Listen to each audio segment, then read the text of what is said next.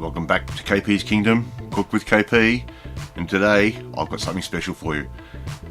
Black bean pork rashers, or braised pork ribs in black bean sauce. First thing we want to do, we want to get approximately 3 tablespoons of salted black beans. I'm going to put these into a bowl. Now these are readily available at any Asian supermarket or grocery, and I'm going to put these into a bowl just like I've done there, and simply our preparation is we're just going to cover them with some warm water. I like to leave these for about half an hour just to remove some of the salt. In all honesty, you can leave them for about 4 or 5 minutes, but it'll be a high salt content. I'm going to quarter cut up an onion just like I'm doing here. You've seen me cut onions before. Alright, our half hour's gone past.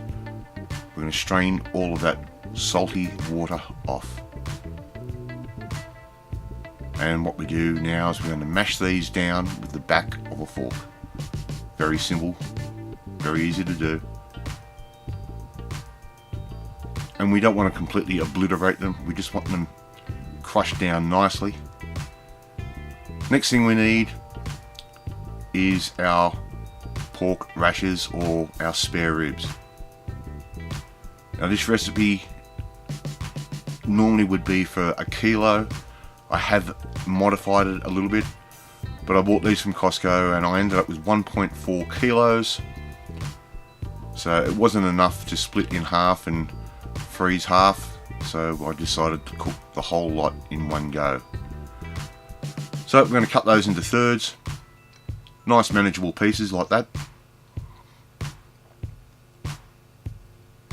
And they're a nice thin rasher. Sometimes you can buy them and they're quite chunky. Alright, a little bit of oil in the bottom of a nice large pan. This is the largest pan I've got. And what we want to do, I've got it on a medium-high heat, and we want to fry off the pork rashers. And we want to get a nice bit of colour on there. We want to get them a nice brown colour. Now, you can actually make this recipe a couple of days in advance. Now once we've got a bit of colour here on the first side, we're going to turn them over and brown them on the other side. So I was about to say, you can braise these well in advance and they can be stored for 1 to 2 days, making a really available item for the barbecue, and this would work out absolutely fantastic on the barbecue. So what you would do then is just cook your ribs over a charcoal fire or under a hot grill for about 4 to 5 minutes on each side until they dry up a little bit, and they end up very, very tender because of the way we're going to braise these. Once they're done, in this instance I've had to do them in 2 batches.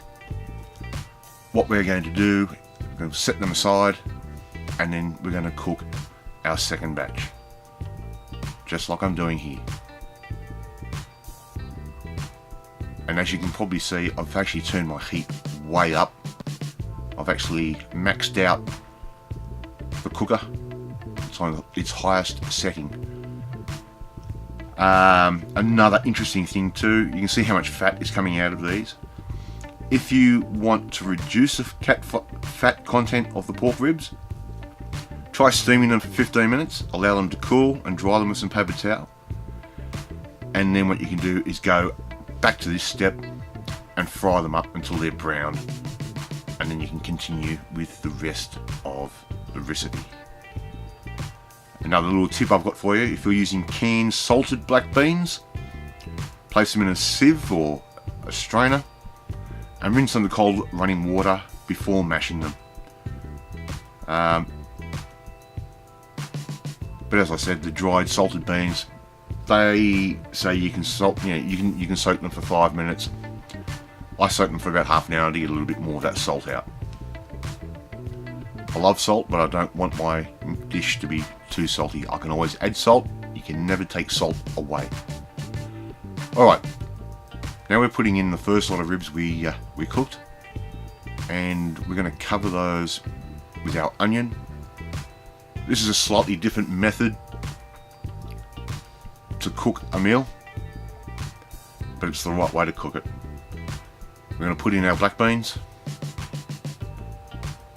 and I would suggest you use that bowl that you mash the black beans in to try and carry over whatever other sauces. Here I've got a thick black soy, or in this case I'm actually using a Kedget Manus, so it is sweeter. I've got my Zhaojing wine. Normally the recipe for it would be 1 tablespoon. I'm using 2 tablespoons. As I said, I've got a lot more pork in this, and we're just going to add that to our pan, and we've rinsed out our little bowl at the same time. I have added a little bit more soy just due to the amount of pork I've got. We want a generous amount of garlic. We want, for this amount, we want 2 tablespoons. If you've got less pork, just use 1 tablespoon.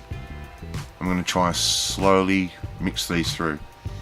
And in my traditional, typical style, I've chosen a pan which is too small for the job, but it's the largest pan I've got.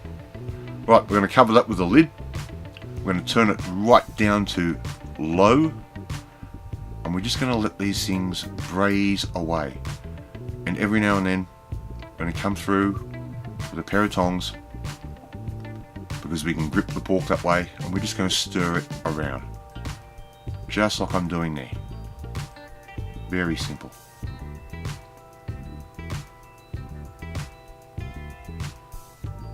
Oh, this smells so good.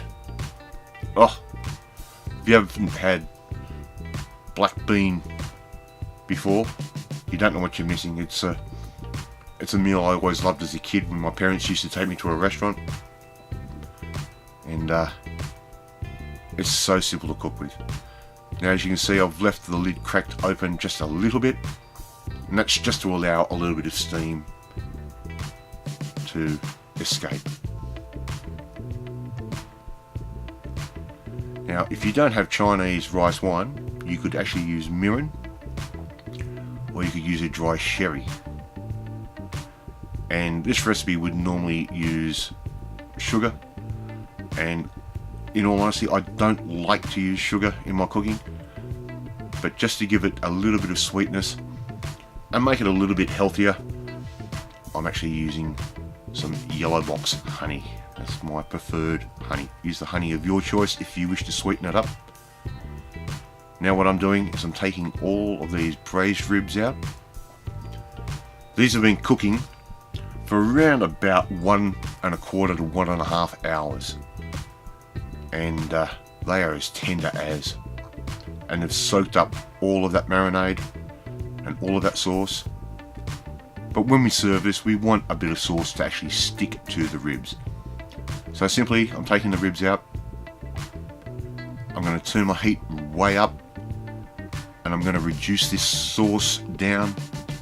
We're not going to make it a real thick sauce, but we want to condense it enough so it will stick to the ribs. So just work on it, stir it through, don't let it stick to the bottom of the pan, and just slowly reduce it down.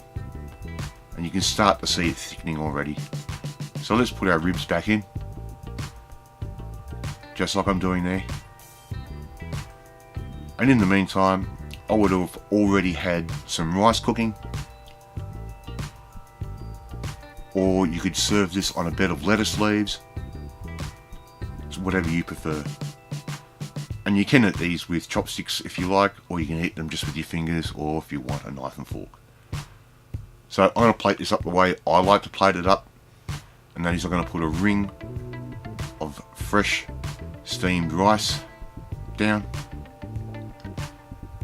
just like that, and that's going to give us a nice little pocket for our ribs to sit in. And now the moment of truth, in go our ribs. Man, you should smell this. I want you to try this at home. It's not hard to make.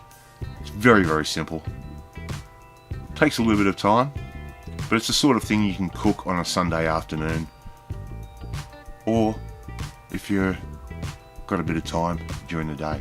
Anyhow, if you like this video, hit that like button. If you haven't already, hit that subscribe button. I want you to join the family, and I'll catch you next time. Bye.